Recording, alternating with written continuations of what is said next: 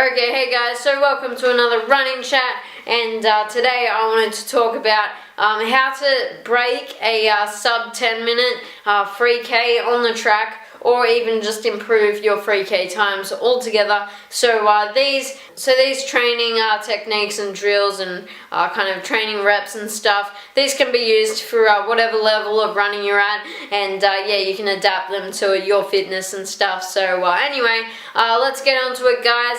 And first going to just talk about the endurance aspect of like track running, and because it is a free K, you don't really need that much endurance, but you still do need it. Like if your endurance is kind of a weak aspect of your running performance, yeah, you should definitely work on it. I would say about 12K long runs would be a good kind of distance for the free K. 12K long runs should be like the most you really need to be doing, but doing them consistently at least once a week should really help you, really benefit your endurance, especially when you're doing the races, and like help in that last K or two. So anyway, that's the long run. But another thing that can improve your endurance in training is maybe doing about 2 or 3, just easier runs during the week that are around maybe, I'm going to say 7 to about 10 kilometers, depending how experienced of a runner you are. Just getting those semi-longer runs in will really help you, especially if you haven't done that longer stuff in the past, and yeah, that'll really increase your endurance. But you don't have to do these runs very fast, guys. I mean, just doing them at about 4:30 per kilometer, just averaging. You don't really need to go any faster than that. If you're maybe feeling good on a particular day, sure, go for it. But yeah, you still want to get recovery in for the harder sessions. The last thing to help endurance in training, maybe about 1 session every fortnight, can be a lactic threshold session. So you can include things such as maybe thresholds, where it's like 3 to 4K thresholds, 10 to 20 seconds slower per kilometer than race pace. You want to get used to running on the track. You want to be doing these on a flat course, and yeah, just get used to pushing yourself. Another lactic threshold session that you want to be doing is doing longer intervals on the track. This can include 1K reps to 800 meter reps, and you don't really need to be doing any other reps that are higher than 1K, because you're really you're doing 3 1Ks and that's your race distance. So yeah, maybe in a session doing 4 times a K at a really at a massive fast pace. If you want to, you don't have to be doing it at a really fast pace, but doing it within about 10 seconds of race pace should be a good workout for you, especially if you're doing 1 extra K than what you're racing. So doing 1K reps and 800 meter reps should really benefit you. They'll be the most race specific workouts that you'll probably do, and yeah, it should really help with your endurance. So guys, that is the endurance aspect of your training. But now we want to kind of talk about speed, and 3K, if you're an experienced runner, you'll learn that 3K is really not that fast. So you want to really just be kind of focusing a lot more on speed, if that might be something you lack. But if you don't lack speed, then it shouldn't be much of a worry for you. For speed work, you should be doing about 1 to 2 sessions at least every fortnight, and this can include sessions from even 80 meter sprints, just to get that sheer speed. Also, reps from anywhere from 2 to 400 meters should be a regular kind of training session that you're doing. Maybe 15 times 200 meter reps is a good session. Yeah, you want to be doing them a lot faster than 40 seconds per 200 meter rep, which if you're doing a 10-minute free K should be your goal pace.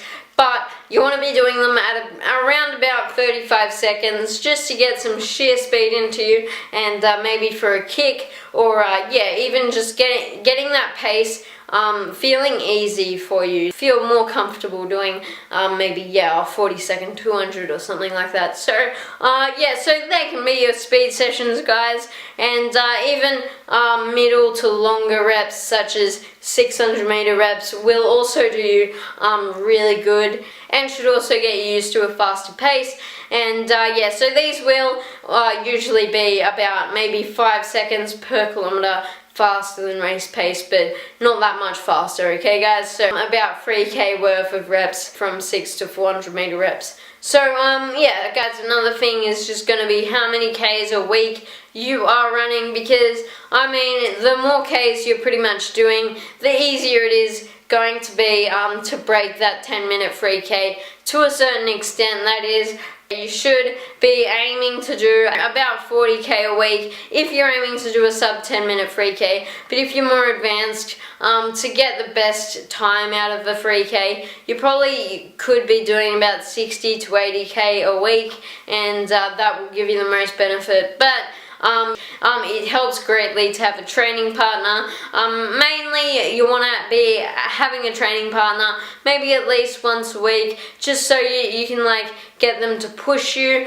through your intense reps and stuff like that, because that'll really improve your fitness to another level, especially if you can get someone that is maybe a level fitter than you, and yeah, it can just really push you, you know? So besides that, there is not a lot to 3k training that you really need to be specific about. Making sure your recovery is good in between sessions and you're not overtraining and getting injured is, you know, it's a mistake that a lot of people make, especially when increasing their mileage a lot and stuff. So if you do want to improve kind of greatly throughout the next track season or something, just be mindful that increasing your kilometers per week too much can be a little bit detrimental to your health. You really don't want to be increasing your mileage any more than 10 kilometers per week a month. So yeah, you might stay a month doing maybe 40k a week, and then the next month maybe move up to 50k a week or something like that. But guys, before race day and race day nutrition, you do want to make sure you're carved up and you know, you've got a lot of glucose stored into the muscles, and maybe have some simple carbohydrates, maybe half an hour to an hour before you race. Yeah, just as long as your vitamin and minerals in your body are balanced and are all good, yeah, you shouldn't be too worried about diet and nutrition. If you're also thinking about changing race tactics and stuff, I definitely recommend exploring different ways of racing the 3,000 meters. I used to personally start off really fast for the first lap and stuff, and then you kind of blow up kind of the last kilometer and stuff. But I'm just going to tell you guys, you know, having a constant pace throughout the whole race and maybe having a good kick those last 2 laps is going to be such a better way to race than maybe blowing up even the last K or something. That can really like just incredibly improve your time, even if you don't think so yet. But yeah, I definitely encourage you to you know, experiment in the less important races, and yeah, just see how that goes. So that is pretty much just my advice for improving your times for the 3,000 meters on track, and I hope your track season or cross country season is going well. Also guys, if you want more running content, please subscribe. I do new stuff every week, and if you've got any other questions or video ideas for another running chat, please leave them in the comments below. I love doing running chats, and I'll see you guys next time. So